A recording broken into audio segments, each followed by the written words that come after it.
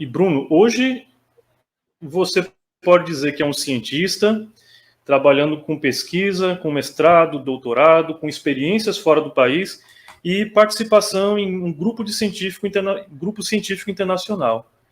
Mas não foi muito fácil chegar até esse ponto, não é mesmo, Bruno? Correto, não foi nada fácil. Hoje eu costumo dizer que a gente vê a ponta do iceberg, mas muita ladeira eu tive que subir para poder chegar onde eu estou hoje em dia.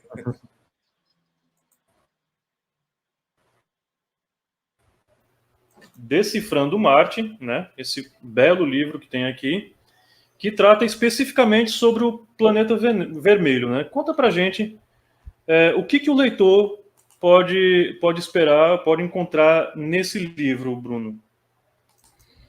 Então, esse livro é basicamente uma coletânea de diversas informações que foram pegas durante o meu mestrado, algumas informações durante o doutorado também, porque meu mestrado eu desenvolvi trabalhos com meteoritos marcianos, lunares e alguns meteoritos chamados condritos carbonáceos, que em sua estrutura, basicamente, ele tem o elemento carbono presente.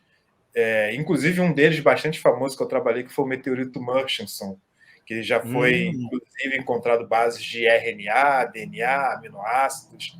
Então, foram esses 3 tipos de meteoritos que eu trabalhei no mestrado. E aí, no doutorado, dentre os resultados que eu obtive de mais interessantes foram com os meteoritos marcianos, então trabalhei no doutorado com eles.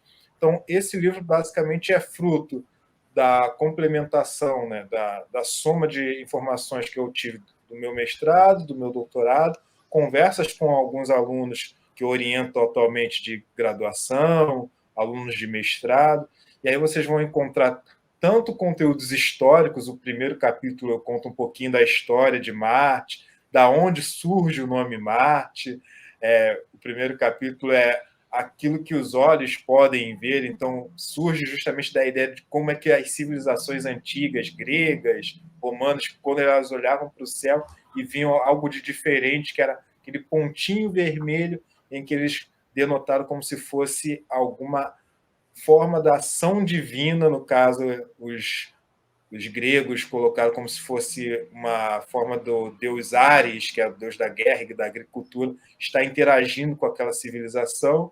E aí vocês podem se perguntar, mas então qual é a relação com Marte? É porque Roma, depois que invadiu a Grécia, ela pegou grande parte dessa cultura grega e acabou só fazendo a mudança do nome de Ares para Marte, continuando com a ideia de um deus da guerra, o deus da agricultura, e notem que esse nome permanece na nossa sociedade, com a ideia da coloração vermelha. Oi?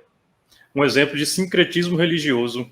Exatamente. Hoje em dia a gente sabe que não é por conta de uma divindade que se dá a coloração de Marte, e isso, inclusive, está na parte posterior do livro, que é mostrando o avanço tecnológico e como ele vai nos fazendo entender um pouco sobre Marte, a coloração marciana por conta de componentes químicos, a tecnologia de telescópios nos fazendo entender um pouco sobre a geologia, como é que a tecnologia nos fornece a possibilidade de entender o passado, o presente, entender quais são as concepções do futuro marciano, como inclusive falar sobre será que existe ou existiu vida em Marte, avaliando questão de extremófilos, as missões que já foram enviadas, como vocês podem ver aí, a Curiosity, que foi enviada para tentar estudar a cratera Gale, entender os minerais nessas rochas, saber se tem alguma composição de vestígio que pudesse nos possibilitar